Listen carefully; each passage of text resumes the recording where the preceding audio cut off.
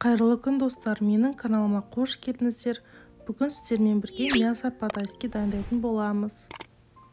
Ол үшін бізге 500 граммдай ет керек болады. Менде мұнда жылқының еті, сіздер қойдың етін немесе сиырдың етін пайдалансаңыздар болады.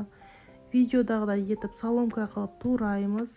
Және менде корейский приправа бар, содан 1 қасық және соя соусынан 3-4 қасықтай саламыз.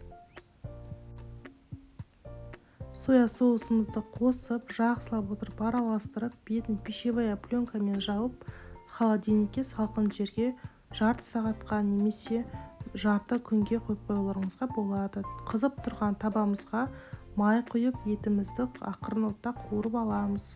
Менде гарнирге шашыраңқы күрішімізді жақсылап отырып жуып, ыстық су құйып, 10 минутқа қойып қоямыз. Келесі пиязымызды турап, видеодағыдай етіп арасын ашырып қоямыз. Пиязымызды қосып, 2-3 минут көлемінде жақсылап отырып қуырып аламыз. Келесі пиязымыз қуырылғанша видеодағыдай етіп қиярымызды тураймыз. Кейін болгар бұрышын тураймыз. Өте ұсақталып кетпеуі керек, себебі піскен кезде кішірейіп кетеді көлемі.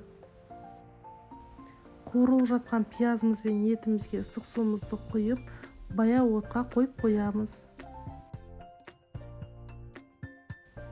Кейін сарымсағымызды тураймыз. Енді шашыраңқы күрішімізді пісіреміз. Қызып тұрған табаға сұйық майымызды құйып, күрішімізді салып, жақсылап отырып қуырамыз.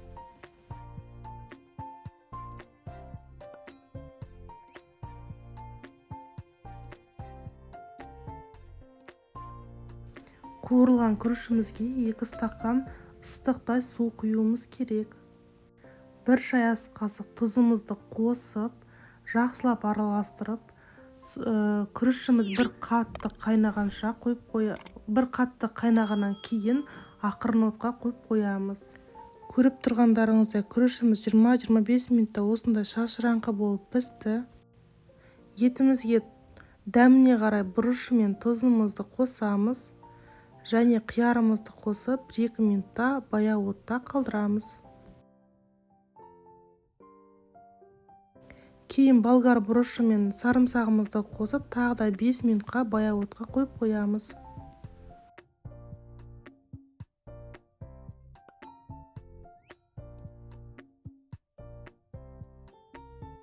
Міне бізде бәрі пісіп дайын болды.